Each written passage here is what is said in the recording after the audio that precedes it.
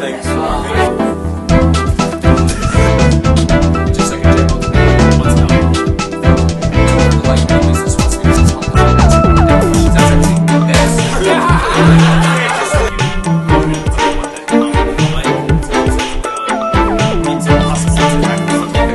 startups like that should have been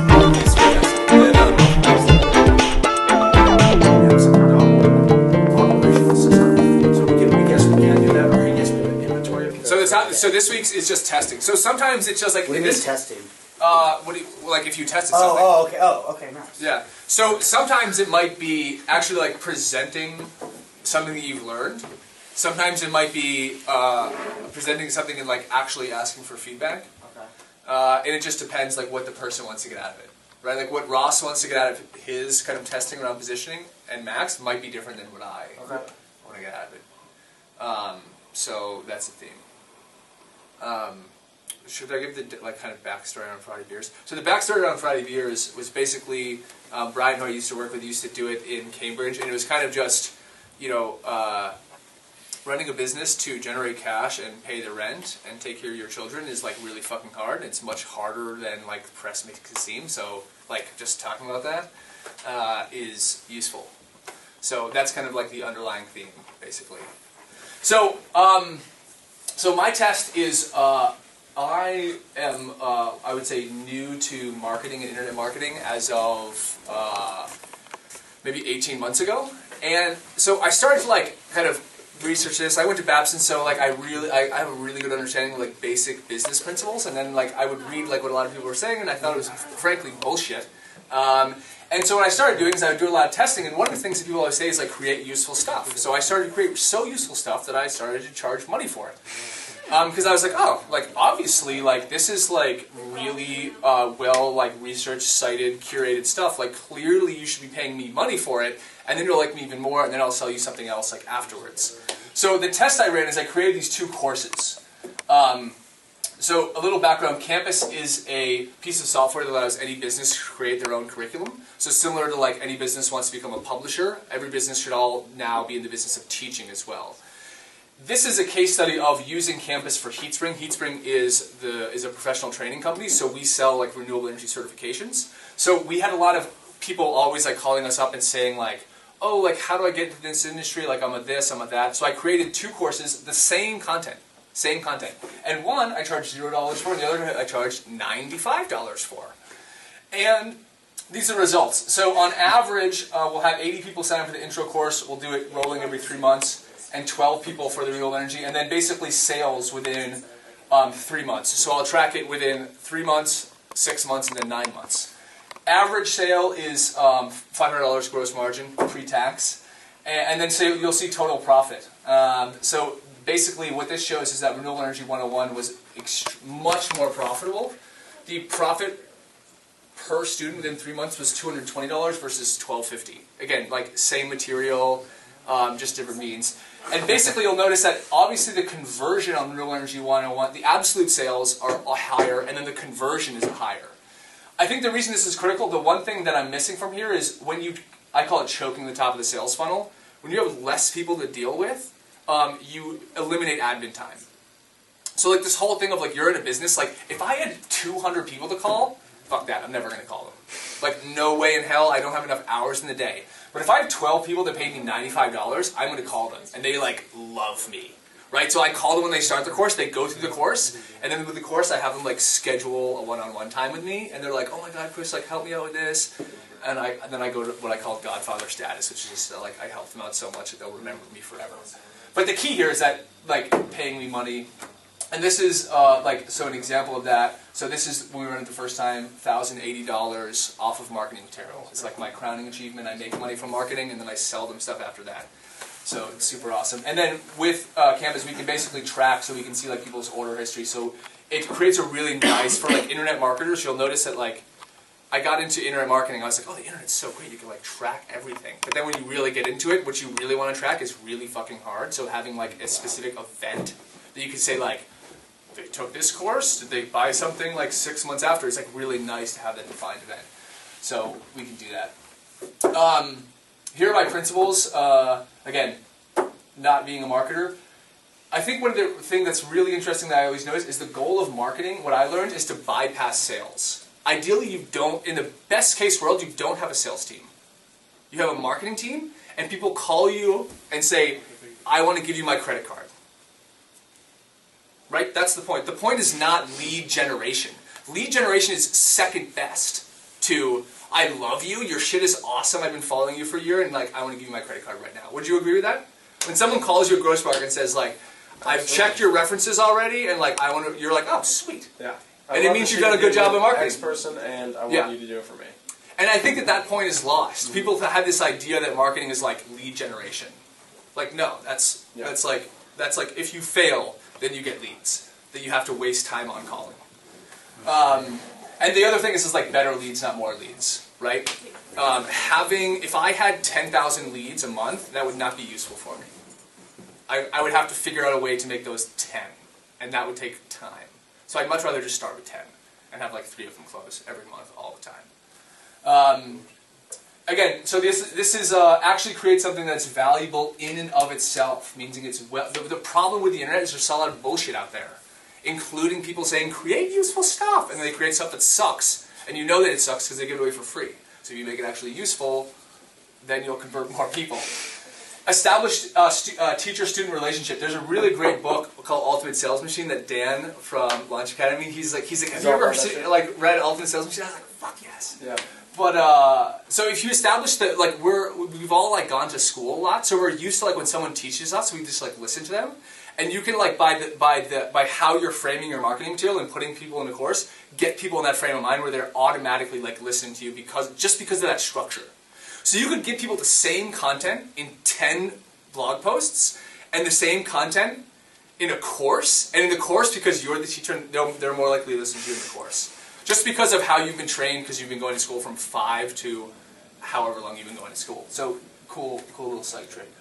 And it works better for more complex, expensive products.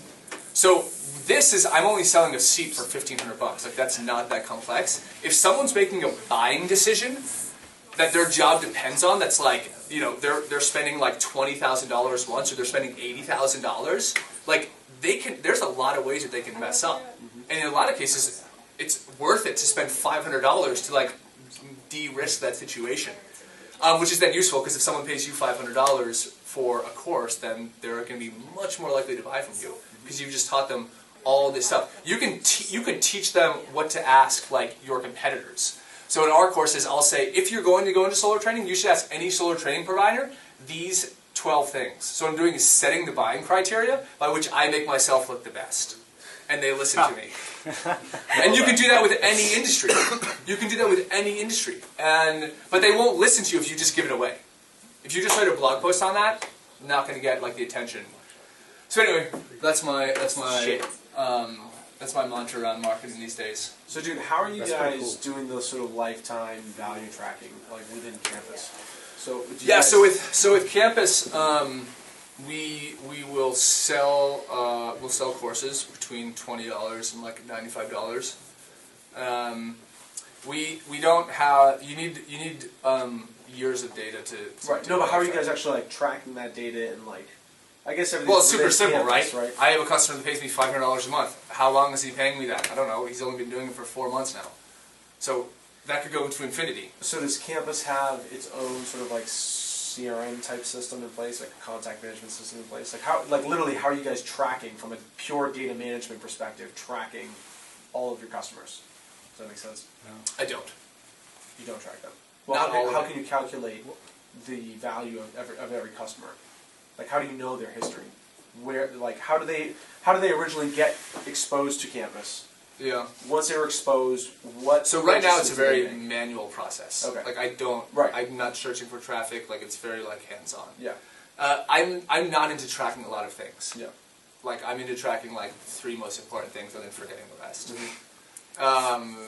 So lifetime is like it doesn't matter to me because it's all so early. So right now the way I'll break it down is like. So we have people paying us between $500 a month and $79 a month. And then what I'm always looking at is how do they hear about me? Like what was basically I calculate by the minute how long each step took.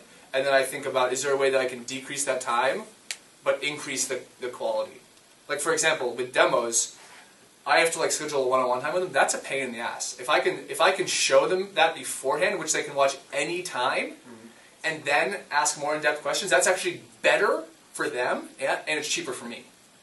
Because they don't have to wait for me to schedule it, and then if we talk on the phone for 20 minutes, they can ask me very specific things.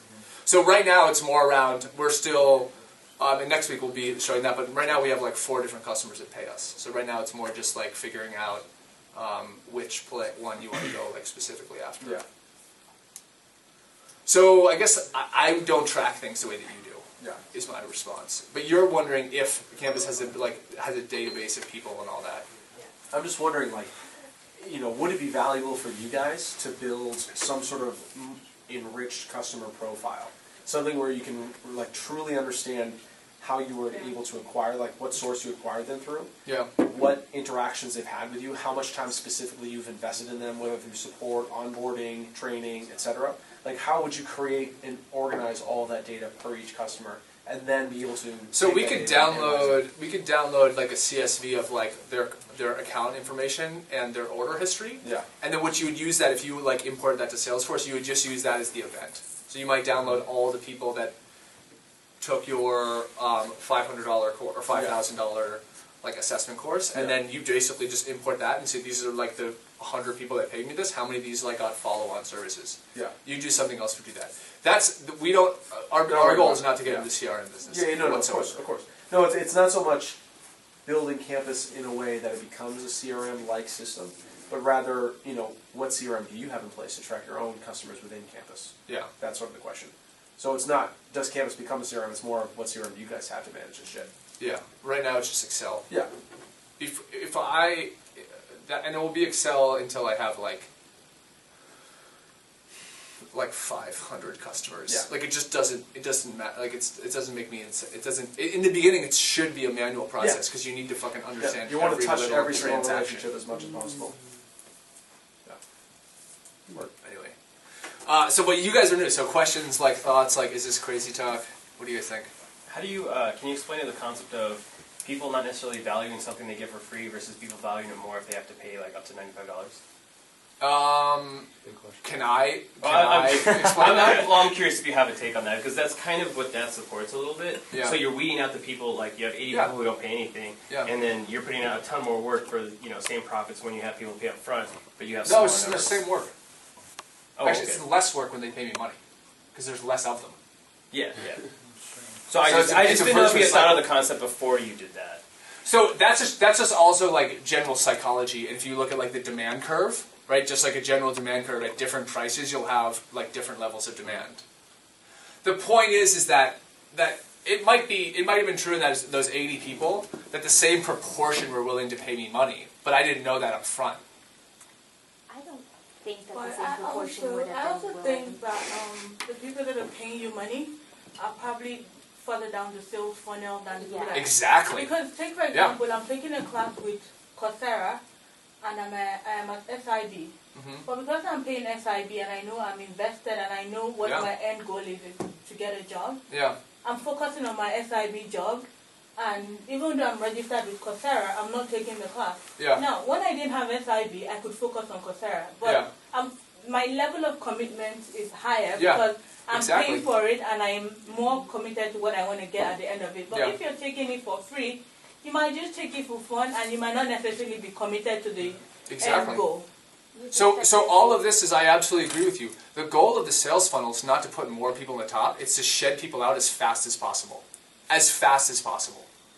Like, so if it's less people, my response is, yeah, definitely. I think it's just better because you've effectively filtered out the people who aren't as committed as you want them to be. And for that course, I call everybody up, because I speak with them anyway, and say, I'll give you your money back. And they'll say, no, it was awesome. And like that's like an important step. What's that? Can you do a guest post on my blog? No. That's paid? No. Yes. No, maybe. I could do a guest post on your blog. Can we tear HubSpot apart? Yeah. Like they're doing it all wrong. Well, their business would be better. Their business would be better if they charged money for all their white papers. For a few reasons. One, just think about it internally. You have some recent college grads that's like pumping out PDFs. If said person knows that that people are going to pay money for that, and then all of a sudden if it sucks, they're going to have to deal with like returning stuff and blah, blah, blah. Just think about it yourself. If you're creating something that's free versus something that you're going to charge money for, you're going to make on the production side, you're going to step your game up, period. Because you're going to be like, oh man, like people are like actually like giving me real resources for this. And so it's useful for that is because as more people have gone into content marketing, there's just more crap out there. So now, I mean, it's kind of like content stuff was cool like 7 or 8 years ago, and it worked when no one was doing it. Now that everyone's doing it, if you're good at it, you should be your content should be so well researched. And again, this is more for B2B sales where you have like more expensive, complex products. Like not so. You could actually do it for consumer, but it would be different things. If you were selling a consumer product, it would be more around instead of like doing like a face-to-face event for free, like you're doing face-to-face events and you're charging money for it. I'm trying to think of like what's a good consumer product? Cooking classes? Yeah, exactly. So if I'm selling knives, I would much rather, if I'm a knife salesman, I would much rather try and get 100 people in a room that paid me $19.95 to learn about something around knives than like a 200 people for free. But I also think that depends on the level of investment people are making in the product you're selling. If Exactly. I'm buying something for $20, my level of investment is not that high. Exactly. But if I'm buying a house, you better damn well be having some seminar and I'm talking Yeah. to you, showing me what's in there. So this gets to, it works better for complex, more expensive products, right? If I was a real estate person, I don't want to give away a free event like this is like best practices for home buying in this area. Yeah. I want to charge $100 for that because if you're about to drop 500 grand, $100 is nothing. Is nothing. That didn't answer my question. Oh, blog post? Yeah. I'll talk to you about it after. So yeah, we could. I have this really, I just published on Canvas a 4,000 word post on like the 4 types of business training, and the average read time, so when I write, my average read time, the goal is more than 10 minutes. So none of this like onesie, twosie, like you're on it for 45 seconds and like click here. It's like, no, like you like fucking fall into my honeypot and I suck you down. And that means like more than 10 minutes like read time. Could you give us a little background on, just what you've done and your... Oh, I used to work in a few of construction. us. Okay. And how did you get into this interest in marketing? So I was like working construction, and then I was like, I taught myself like the engineering construction side, but then I wanted to go into sales, so I was like, you guys need to promote me, and I'll make you more money than you pay me, and they said no, so I quit, and then I started... What about your education? Oh, Babson. Just business. So you're a business, like, you're a business major? Undergraduate. Okay. Yeah. So, like I said, I only got into this stuff like 18 months ago, and I just ask like really basic questions, like when someone tells me this, and I'm like, why? What do you mean by that? And then that's kind of, then I just like go from there. A lot of this stuff is also being like very resource constrained, right? If I had raised like $50 million from my rich uncle, I would throw a bunch of man hours at it, and I would hire people. But when you're like very resource constrained, I'm like, I have 90 minutes to call people. Like, I'm not gonna... That's when you get a bunch of unpaid interns. I'm just kidding. Yeah, but no, because then you have to manage them and like this and that. That takes like so much time. Right. Yeah. Ross is like, oh shit. So... My suggestion is never take an unpaid internship and never offer an unpaid internship. Almost same principle, right? Yeah. They're shitty on both sides because neither party's invested. Yeah, that's true. I disagree. No. Can't disagree. No, that's fine. I mean, listen, I've had 2 experiences in both of my the companies. You guys don't I've have had. slides, right? I had like 30 Okay, you unpaid can just come up here interns. so we can get it on video. Solid. Yeah. No, I mean, both times when I've tried to do it, it just hasn't We worked only out had for the 2? best. I had 2 companies. So yeah, just only step on 2 a stage, companies. take a turn? 2 unpaid interns? Oh, no, I had 10 at one time in my first company, and then I had 2 or 3 in the last time we did it. Yeah. I had them generate a few 100,000 each. Well, if you step out of the way, you present from over there, if you want. No, actually, I'll help you go first. You can get it. Keep going. Say it again? What? You go first, dude. You Okay. go.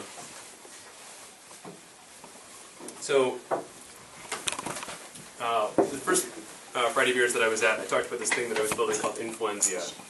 And it does some data mining, uses Google's PageRank algorithm, and it's part of a bunch of other projects that I've done around data mining. I find data to be deeply interesting, but at some point as a data miner, you're like, oh man, I can get so much data, but like it's easy to get seduced out of wanting valuable data, where like data in itself becomes just awesome and desirable. So I built a couple of things like Persona Maker, where you would hand it a Twitter handle and it would give you a vision of what its common follower was like. Where do they live? What do they like? What social sites are they on? And then from there you can do some like even more targeted analysis. Like on Quora, what are they following? On LinkedIn, what is their title? Like, all this kind of stuff. But I found that when I did that analysis, I had this bunch of data and I just didn't know what to do with it. I had assumed from the outset that data is awesome and like it will create value by merely existing. But once I had all of this data in front of me, I was like, awesome. I now know that most of the Startup Institute's followers are in Boston. Excellent. And I know that most of them are interested in Twitter. Yes, because I found them on Twitter. Okay, off to a great start.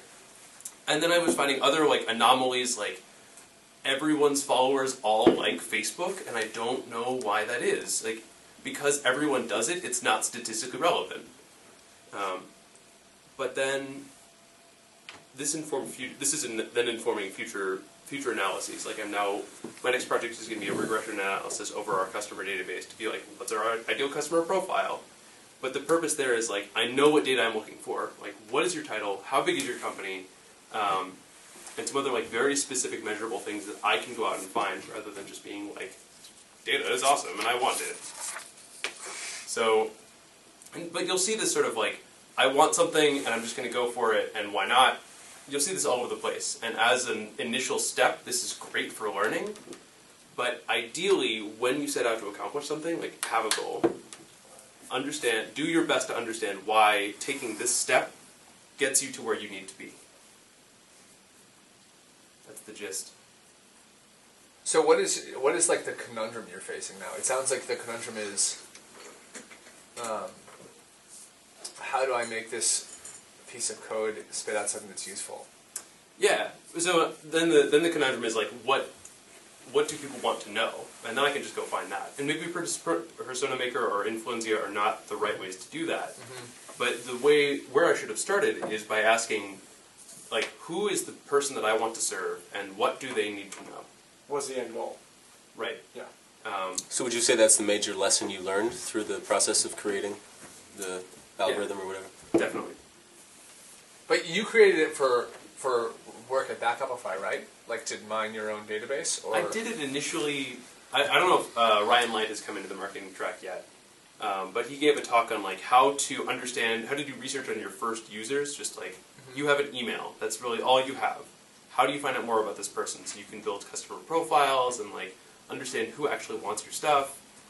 And it was just manually, just Googling this email address and like seeing where it comes up. And it was like, if I have even like 5 emails, then like that's kind of a time-intensive process. Mm-hmm. So I automated it. Yeah. And just extended it. So I made it better.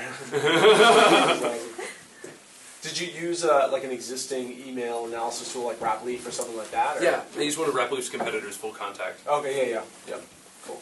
But yeah, there's a lot of different things. Like there's data.com, there's Jigsaw for something slightly different, Rapleaf and Full Contact. Like there's a lot of people in this. There's infinite data. Let's index all of it. Yeah. Because like I was telling you, it might be Persona Maker, right? Maybe Influenzia. Like that's like there's very specific things that that I will pay for. Mm-hmm. That I think what intrigues me most about them is the anomaly section, right? So I think about it a lot in terms of if you were like buying keywords. You're trying to buy keywords ideally that have a lot of searches and not a lot of possible places, right? Definition of a good niche. Right. But because that data is so open, everybody can research it pretty quickly. But like I'm thinking about, again, Artisans Asylum uses Eventbrite. They fucking hate it, so they wouldn't use Campus. So it's like I know exactly why, and I can find all of like Eventbrite's customers. But like the anomaly I would want to look for is what are things about my customer, like where they're spending time that I wouldn't intuitively know, but that if I knew that, it would help me out. Right. Like if I knew that like the top 10 customers I were going at all read this one person's blog, and then I could just call them up and buy a display, like that is very valuable. Yeah. But like, there's no way I could find that right now, you know? Right. That'd be awesome. Tell us where to buy ads. Yeah, that's what I'm saying. But the point is Or that even, like, you're knowing it by the just what users. You're knowing it by the users, by information that's not like necessarily obvious. What if you looked at like the sites they're tweeting out? You know. That's what I'm And thinking. Let's use that to like determine where to buy. That's what I'm ads. thinking. Yeah. That's not bad. But from a statistical point of view, if you're analyzing the followers of Startup Institute, and they all have Facebook pages, it is not statistically irrelevant. That just tells you that that particular population that you're looking at is very technologically connected. So, because if you take somebody else's Twitter handle, you might find out that they are not all connected to Facebook. Because that's just what the profile looks at. So the information you're getting is not statistically irrelevant. It's just telling you what is particular to the population that you're looking at, to the particular handle that you're looking at. It's just, you have to figure out a way of using the information that you're getting. Information is never irrelevant. What is irrelevant is if it does not have a use. So you have to figure out, if they're all connected to Facebook, that tells you something about them. Sure, but only But if what I, does it tell you about them? only if I know what that says about the people that aren't connected. Like, over every single handle that I run this over, it is said everybody loves Facebook. So I don't know what it means when someone's follower base doesn't like Facebook. Like, I have no proxy to compare it against. So like, that's part of just needing to run more samples, and like, maybe everybody does like Facebook. Sometimes and that's the just more weird. information you mean get, that the more they're all- information you need. It's like a Yeah. never-ending No, that's it. cycle. Like- You just keep going round and round and round trying to chase one thing, and eventually you're like, you know what? I'll stop at this point.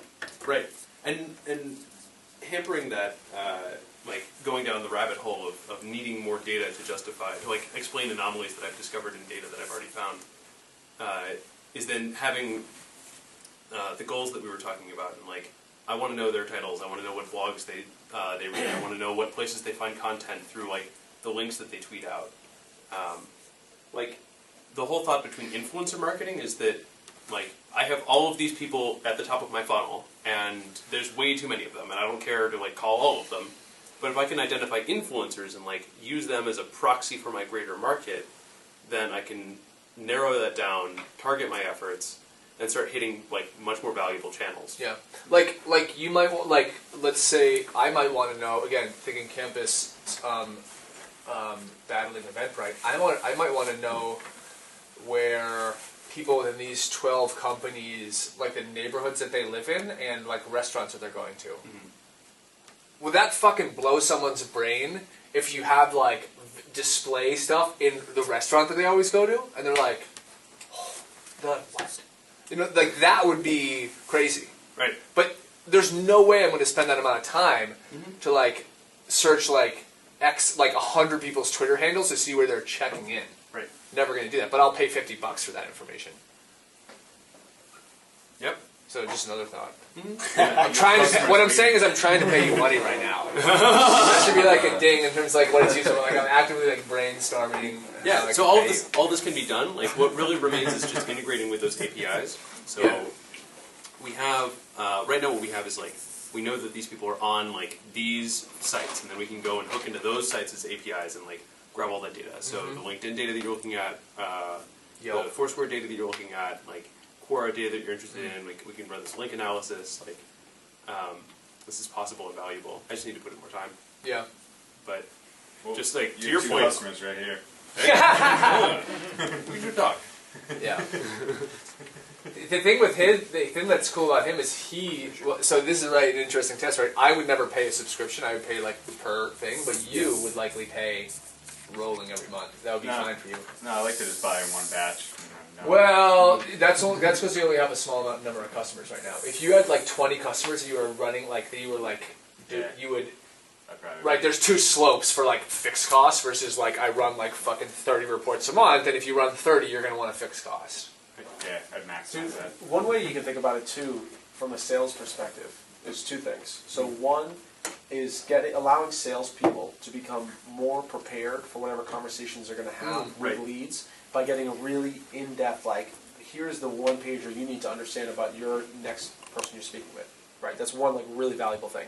If I could get $5 of all the insight I need on this person, rather than spending the hour it takes or whatever to research, that's extremely valuable. Dude, I'm thinking like right now, like if you, maybe only the script just reads Twitter and it searches for like books they've read, like places they've checked, like just one place, just Twitter, and it's like, would you pay $5 if you had a lead and you wanted to see like what they were reading, where they were going? Yeah, no, absolutely. If you had a strong profile of that person, then absolutely.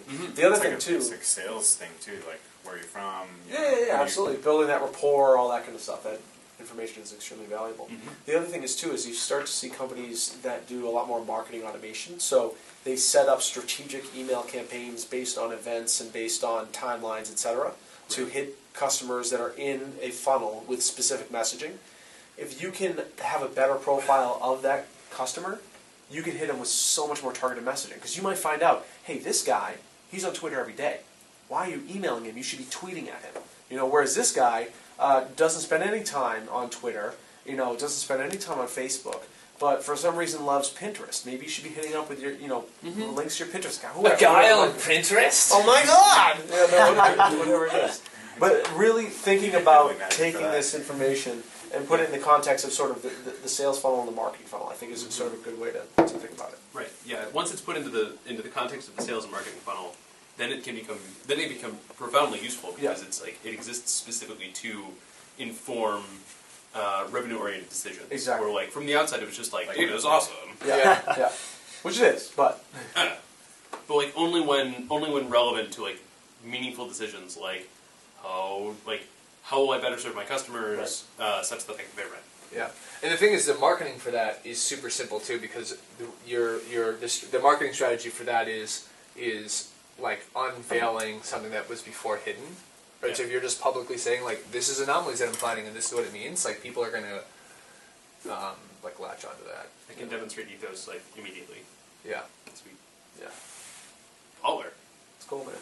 I signed up for the alpha test. Sweet deal. Why not just hack into like a credit card company and get all your credit card statements, and you you just do this normally? Cut off the camera. Why not just buy 10 drones and like follow around everybody in Boston? Wait, that was the true dream. If you set up in Russia, you have access to that kind of information. Yeah, there's marketplaces for that. IRC, just go. Oh shit. Like that was the magic behind the latest Rails vulnerabilities. It was like through something like 4 HTTP requests. If I just threw 4 HTTP requests at every single server on the net, if it joined my botnet, they hadn't fixed the Rails vulnerability. At which point I might have like a couple million computers that I could toss at like the State Department. Oh, yeah, hacking's scary. You're getting into some deep shit now, man. I might cut that blip out. Yeah. Yeah, what is it, like Fuck the FBI. LOP, they said they could take out the internet in like 7 minutes. LOP. Who's that? It's like L0PTH. I don't know, they're like an old school hacker group. Probably not. Like by old school, they're all like 60-year-old dudes. Like, Oh yeah. Like, I built the first computer. yeah. Security is fascinating though, because when it's we that were last younger, I mile used to that, build like, my own makes you boards. Really good, Yeah. Right. And it's really hard. And it really just amounts to like commanding knowledge of a system. Yeah. Like even when we, in theory, it's impossible to hack a quantum computer because every action is imprinted on like the nature of every communication. Right. So anytime it's been hacked or manipulated, like that becomes apparent. Right. Rather than hack that aspect and like that mathematics, some grad students out in Seoul just hacked the machine on which the quantum computer was running. So like all hacking and all security like just amounts to commanding knowledge of a system such that you're like, oh, this is where the math like breaks down or gets fuzzy, or like this is where we can hit. So actually, one question I didn't ask You is, gotta read the manual. what is how would you have done things? So you say like, okay, I built the data for its own sake, but I really should have thought what it's useful for. The real question is would you have done things differently the second time, or did you need to go through that process to realize said truth. Yes. From a learning perspective, fucking up was deeply valuable. Yeah. Like, I now like understand more about the sales funnel and the marketing process, such that I know like what's valuable there, and also like how to get this data and where to get it and what in it is meaningful. How to identify anomalies. Like I feel stronger in my statistical knowledge, so that I can run analyses over these bodies of data. Would you say that you did fuck up, or that this is part of the process that was necessary to get you to the next step? Both. Iterative fucking up. Yep. Nice. Iterative fuck ups. Nice, dude. I'll shoot that. But thanks, guys. Thank you. Yeah, thanks. So my sort of situation, what we're doing right now is we're going through... Wait, who are you? My name is Ross. I'm the founder of Gross Bar. Right. We can get on this. So we're in the process now of, actually a 3-month-long process, really, of repositioning Gross Spark. So we've been known as sort of a design development implementation firm. So companies come to us and they hire us to design and develop websites, specifically WordPress and Shopify websites. And it's great. We've done a bunch of these projects and they've been successful. But where we're going now is really positioning ourselves as a strategic partner for companies that look at their web presence as central to their sort of sales and marketing strategy, and helping them craft that strategy to figure out what they can do online that would have the most impact on their sales. And that might also follow up with specific types of implementation like design and development projects. But the idea is that we want to really kind of have strategic conversations and get paid to have strategic conversations rather than just be doing design development projects. So what we're testing right now is actually that messaging and that repositioning. Like, we've got 200 or so past projects and probably a database of, 800 or so different contacts, people that we haven't necessarily worked with but have had conversations with over the last 3 or 4 years. So we're trying to figure out what the best approach is going to be to actually test out this messaging and really, test out the positioning and perfect the messaging. Because we're not entirely sure what language is going to resonate the most. So really what I wanted to talk about today, get your guys' input on, is what would be sort of interesting ways to test out language and to test out messaging and test out some of the new repositioning and branding elements. So my goal is to get through this repositioning process, but I'm trying to figure out the best testing methodologies, more or less, to do so. So I'm really actually asking more for help rather than... What have you done so far? What have you seen that's worked? So, that's a great question. So far, since I would say the last probably 3 to 4 weeks, I've had, every conversation I've had, either over the phone, in person, or over email, with a potential client has been testing out this new language. I've probably had anywhere between 8 to 12 or so conversations. So these are people that are coming to us that are new to Grow Spark, and I'm just trying to pitch them on this idea of like, listen, our focus is on strategy, focus is on driving sales. We can do implementation, but that's sort of secondary. So I've had like 8 to 12 conversations so far. Are you calling any past customers or? Not yet. Okay. Not yet. No, Has anyone bited? So yeah, so we've got a couple people that are very interested, a couple of people that understand the real value in the strategic process. So we've sent out probably 4 proposals for just paid strategic engagements. Nice. Of those, we've got probably 2 that will move forward and 2 that will not. And what's interesting to me is that I've got to find where the sweet spot is for people that are interested in creating real impact on their business, but aren't so resource dependent or time dependent that they have to do something tangible right away. Because I found some people that are like, you know what, like, I understand the value of the strategic stuff, but I just need to do something so I can see if it's going to work. Yeah. It's like, okay, I understand that. That works in a lot of contexts, but that means you're going to spend $5,000 to $10,000 now to fuck up and have something not work, and then try it again, probably fuck up again, have it not work, rather than paying us some of that money up front to then figure out things that we know have worked out, we know that will follow through well with your particular business, and then move forward with them. And I think it's just shifting the mindset of the customer, and I'm trying to figure out, I think it's a lot of the positioning and language that we use that's going to be able to shift them effectively. When someone said, I need to do something right away, have you ever responded by saying, well, what do you think you need to do? And they say, blah, blah, blah, and then you say, well, how do you know you need to do that? And then they'll say, I have no clue. Yeah, so yes in the first 2, no in the last one. So yes, they have said, I need to do something right away. We say, what? They say, blah, blah, blah. We say, okay, why, and they don't know. Yeah.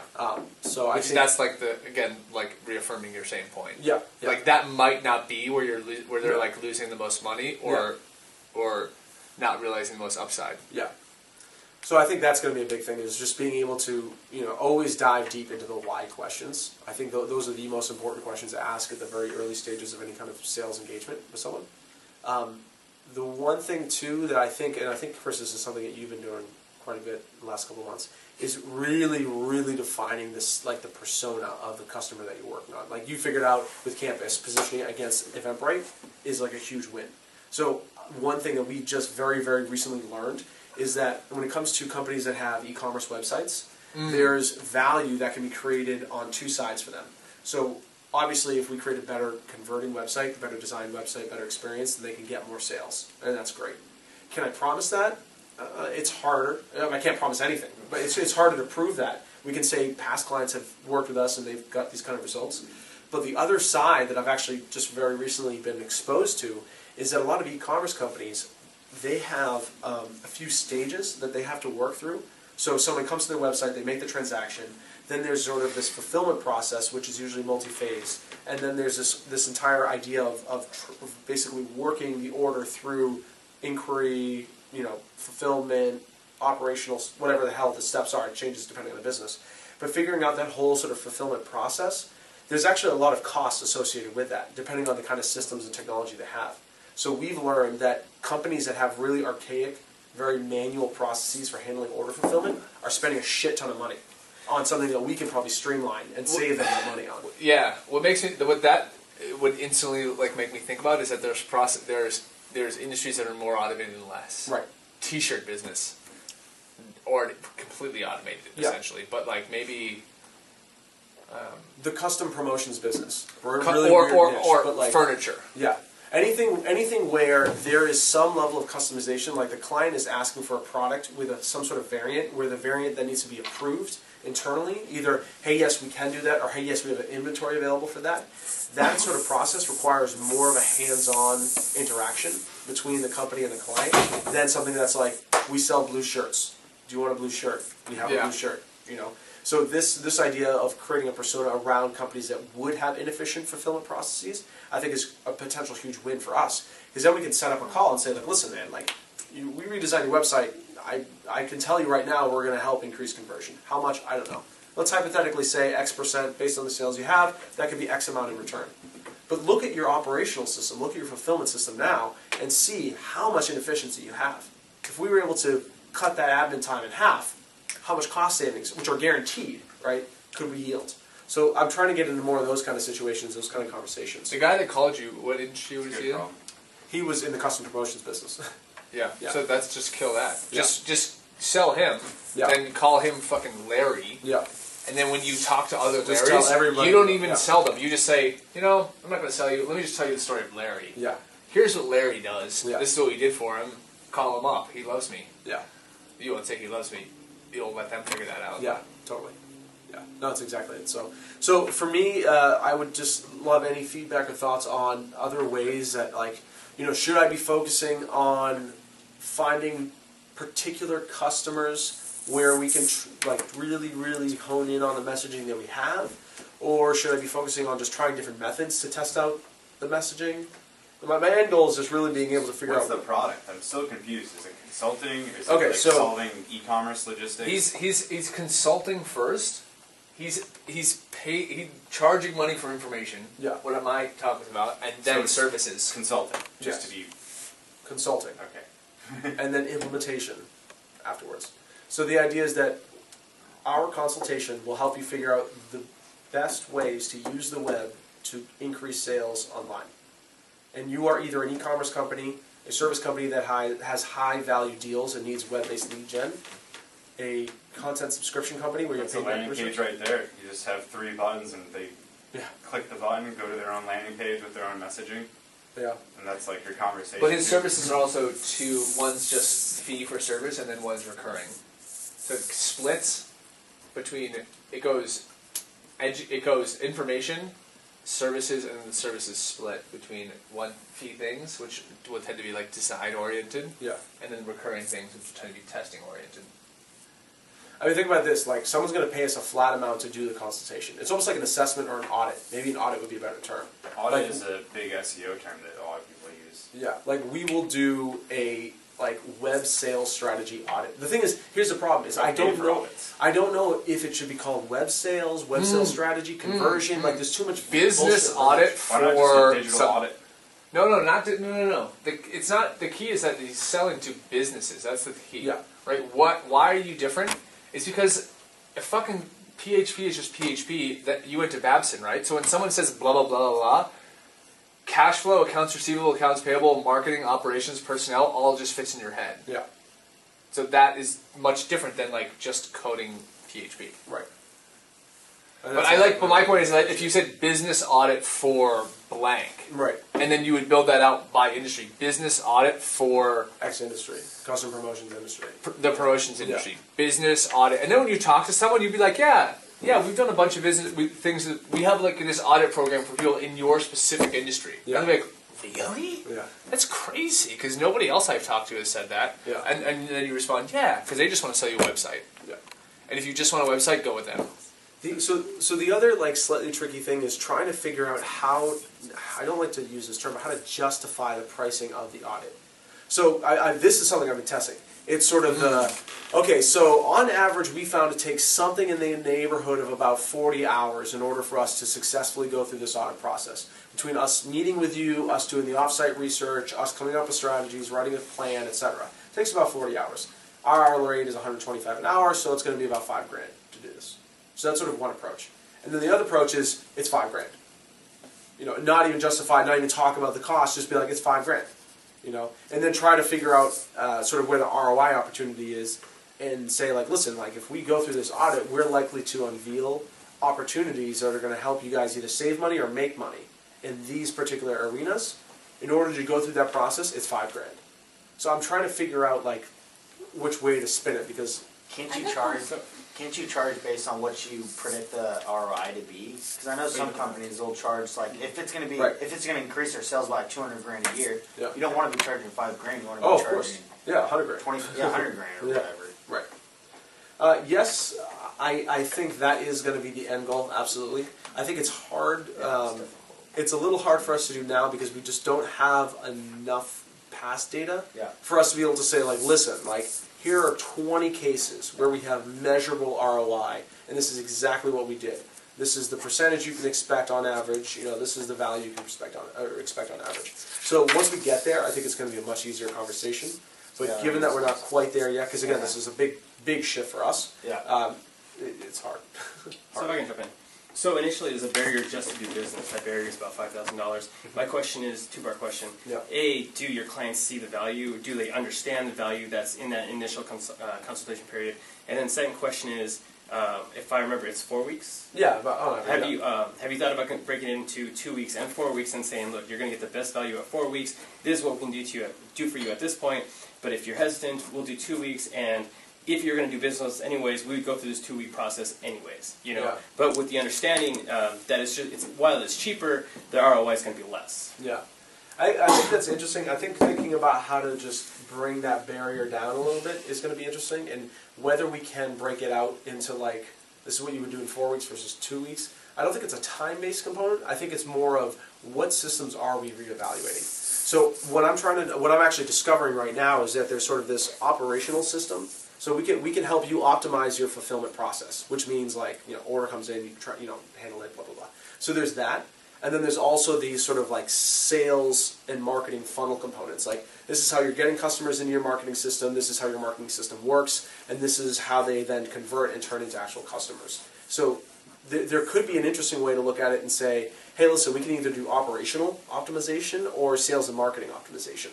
And we can do an audit on either one of those. And if you want to get the most bang for your buck, you do both, and it's 4 weeks. Or you can do either one, and it's 2 weeks. And that might actually be a really interesting Or you can just idea. build it in and say, look, this is our process, this is how we work. Like, you know, these are past results. You know, you don't have to say that the system's changed. You just have to say, this is a part of the business. Now, in order for us to actually understand you, what you're trying to do, and build something that's directly applicable to you, we need this time because it's important. You know, Rome wasn't built in a day, neither was your company. Yeah. Well, one thing that, I mean, people are receptive to the idea of paying for, the strategic engagement or discovery or whatever you want to call it, audit. The way to do that is you say, like, listen, I can give you a rough estimate of a website redesign right now, if that's what you're interested in. In fact, it's probably going to be $50K. But why look at that, and assume that that's the best course of action when we can spend 10% of that, just 10% of that budget, and figure out something that might be more effective.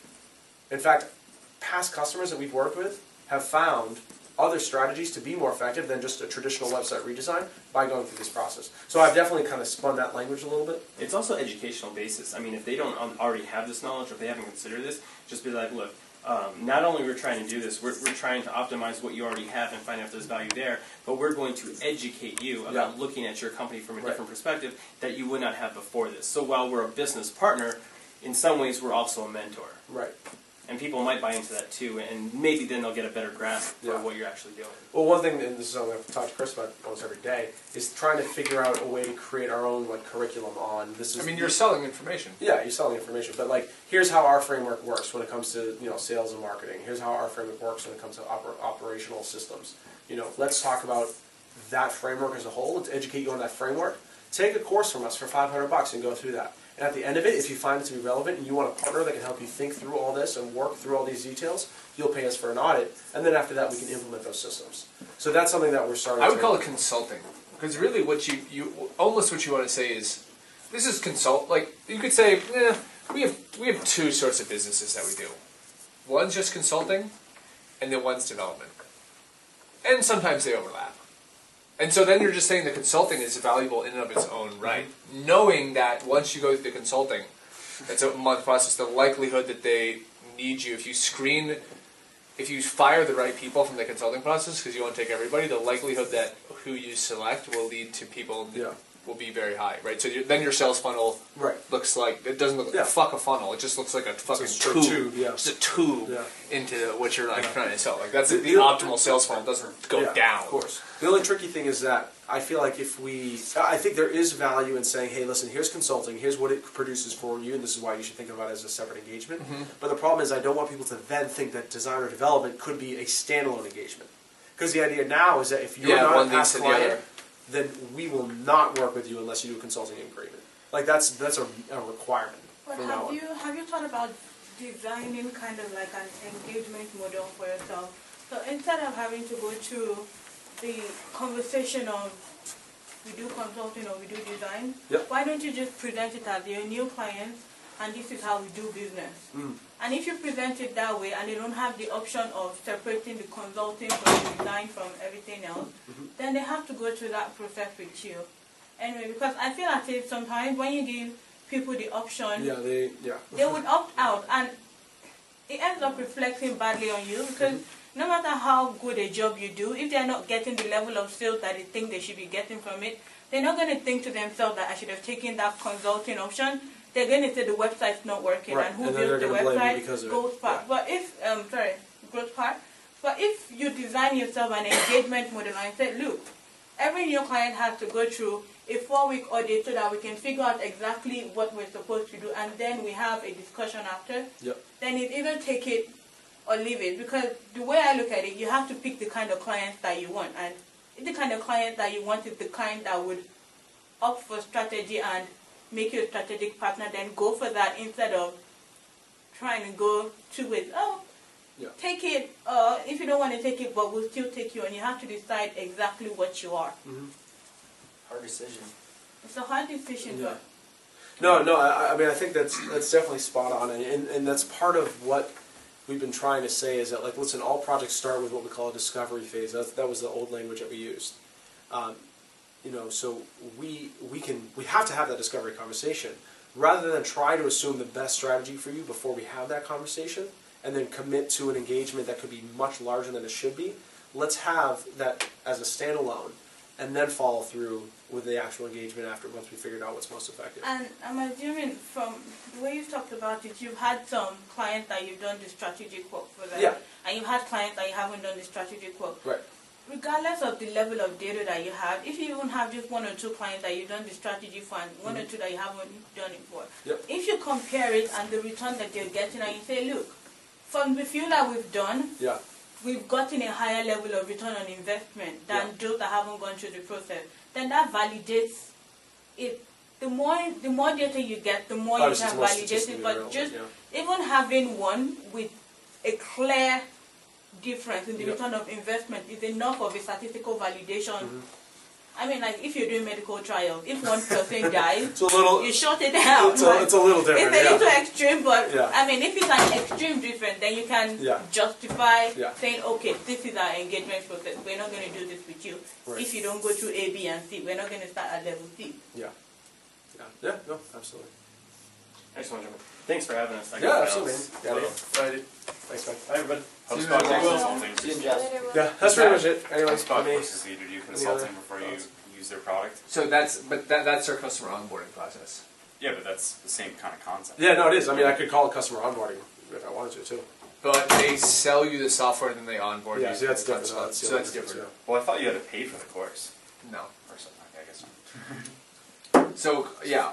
Anybody else want to give presentations on things that they've tested or learned or things that they're working through or want feedback? I would like to. Can you tell us about hacking credit cards? What I think is the most interesting about yours is that a lot of people always say like reposition, and you have like a very concrete example of where the fucking rubber meets the road. Like how does that actually play out in the day to day? Yeah. And that's always like super interesting. How do you take like a concept and like how does that actually execute it? Yeah. This is a total like. My name's Nathaniel. I'm 22. The first business I had, I was 11, and I put up. Where do you live? Odd job sites in Somerville. I actually live with these three guys. And the first job I had, I put up odd job signs around my neighborhood when I was about 11. And more recently, I've been attempting a video production company and taking steps towards that. And there's 2 or 3 things that have been absolutely beneficial in the progression of my path, in whatever direction I'm going in. And the first is writing, constant writing. Anything that seems important, any time that I feel inspired to just take notes on everything. I'm doing it right now. Because those little ideas that seem like they're passing can be very valuable. And also seek. When you really feel like you want to know what it might be like to, for me at one point I felt like really strongly like, oh, music is supposed to be at the forefront of what I'm about, or writing is the forefront, or video. And I've explored, and I did a few semesters at community college and traveled a little bit off and on. I went to Costa Rica twice. I actually did a yoga teacher training, and I went to Europe last summer on a whim. I actually made a Kickstarter for $3,000 to make a movie, and the Kickstarter failed. So then I pitched to all my backers. I said, hey, go to this website I just made on Weebly, and repledge, because we're actually still going to follow through with the project, even though the Kickstarter failed. So we got all of our money that had been put onto Kickstarter went into my bank account through the website, and we went to Europe for 2.5 months. And I've been working on the trailer today, so it's a project that's coming to fruition. It's just called, the idea of the project was called Why Not? It will be called Why Not? And the idea that I like this great quote this small film producer, Casey Neistat in New York, said. It's, when nothing's for sure, anything can happen. And that's sort of the attitude of the film, in the sense that if somebody says, you know, hey, do you want to go this way, do you want to go that way, I think we should go this way, why not? You know, explore and see what happens. Yeah, I've seen that on projects. It's cool. Yeah, good stuff. I just felt like talking, putting my face on my camera. But, very cool. Thanks for being here, guys. Thank you. Thanks, Nate. You want to make a... Don't you have something? Should I do Q&A? Should anybody have any questions? Really? Is that how this works? Where'd you go in Europe? I went to 12 cities in 10 weeks. I went to Dublin, London, Glasgow, Amsterdam, Berlin, Prague, Vienna, Venice, Rome, Nice, Barcelona, and Paris. Which you like the best? What's the... my favorite was probably Barcelona. I actually ditched my flight back and went back to Barcelona for a month. You want to make a short film and submit it to some festivals and call it Honest People? Sure.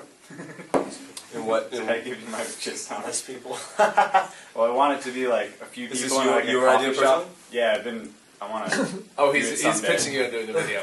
Sure. Yeah.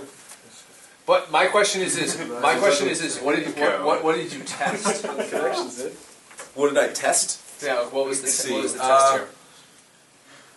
testing an idea that I wasn't certain of, but that I perceived value would be in the outcome. Yeah, it sounds like you've explored a lot of different avenues in like in terms of professional development, or just like maybe I want to do this, so like maybe this is fun. And, like that's okay. So good. And you didn't take no for an answer, which is nice. Yeah, didn't take no for an answer. No. Definitely. Yeah, like, dude, we're gonna be fucking Subway superstars soon. Yeah, definitely. Park Street next Tuesday. $5 for lunch. When you first said Subway Superstar, I thought Jared. No, I mean Subway, like playing music in the subways. So like Nate and I were gonna start making shitloads of money. Man, Playing Millions. Yeah, actually, I am They got a band musician startup. in part. Traveling. No, it's not a startup. We fucking make money. That's true. Yeah, that's theoretical money. We don't have investors, Right, and we make money. Startups don't make money. That's the bottom line.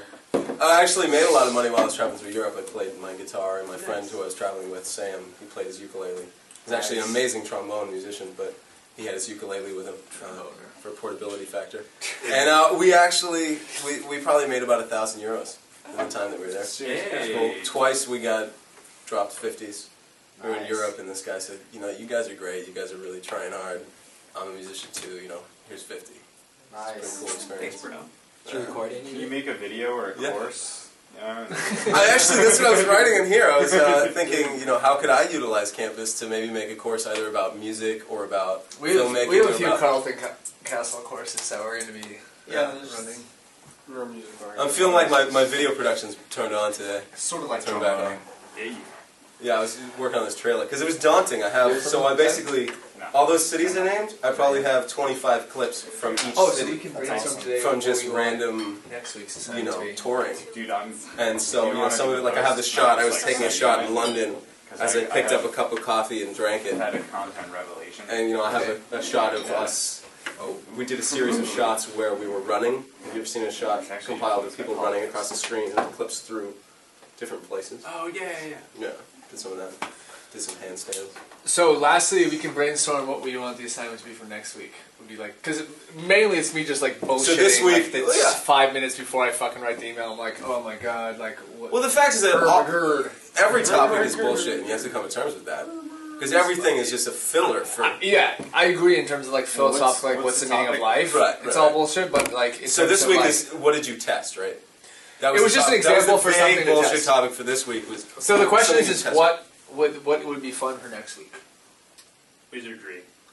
This is the metaphor. Fun or like something people are like. No, like what do people want to present about? What you've been making sales lately, so 3. Dude, that's cash money in the bank. Pay the bills with that. What do you do? I make magic. Nice. Whoa! Magic the Gathering. He's That's the actually CEO of wizardry, motherfucker. That's what the company's called. What about the idea, maybe asking people a creative question, like if somebody gave you $25,000, what would you do with it? Yeah, so we've done those in the past. So the thought experiment there what is... about $0 to get to here? But that's what we're already The thought experiment there is pick X number of money and how would you triple that in like 3 months? Or it has, like that's... So we've done those in prior Friday years. Right. We could do that. How can Sounds you more make creative a rap than video for your business to make money? Yeah. What? Well, step 1, make rap video. So we could do that. We could do like how to turn X into X in X amount of time. We could do like classic examples would just be like outline a like marketing plan that you're like about to roll out, and then like get feedback on it. Could be one. Yeah, I like that one. Dude. What about organizing your day so you're only focused on the most highest ROI generating? What about like personal balance and trying to generate? Yeah, but what's the assignment? How do you spread up your time? Yeah. We can do how do you split up your time? Yeah. So I had a revelation this week where I just realized I'm spinning my wheels and I should hire like X amount of people to do stuff. And I was months just gone. So for those of you who haven't attended Friday Beers before, obviously, it can kind of change a little bit week to week, but I'd love to hear your thoughts. Like, does this kind of environment intrigue you guys? Do you feel like it's, The room seems so segmented, by the way. do you feel like it's too, is it value added for you guys? I mean, obviously, like, it's like I always try to put the context of all these learning lessons within the framework of GrowSpark, within the framework of my business. So for you guys, you're working on side projects, you're pursuing opportunities, you may even have your own side, businesses and whatnot. Do you find this kind of thing to be useful? No, yeah, it's definitely useful. I like hearing others' opinions and just getting different insights on a single avenue like that. Cool. In particular, I think you guys are both like deeply talented salespeople, and that's a skill that I really want to grow. And so hearing from you guys who have a track record there and like wisdom to yield, like that helps me a lot to just like hear your perspective on that. Cool. Yeah. I always like a sense of structure. I can be a bit awkward if I have to like network with everybody and cut. That's what it was like last week. So literally for the first 2 months, it was like we used to just sit in the corner there, and we would just everyone would have 10 minutes to talk like about whatever they wanted. We'd go around, and then all of a sudden, I remember I was doing a conference call about random shit not related to this in that room, and I walk out, and the room was like 30 people, which was cool. But it was like, to your point, it was like there wasn't that amount of structure so like you could actually get something tangible. Because the thing is, there's so many networking events that exist in Boston. Like I'm sure SIB has like told you guys about it like this. Oh yeah, for 500 a week. So creating another one of those is not value added, at least for us. There's not a lot of specialized trade niches ones like you'd see in like bigger cities. Yeah. It's just like here's a startup like mashup of all the same people. It's also kind of cool. I mean, depending on how many people live, how many different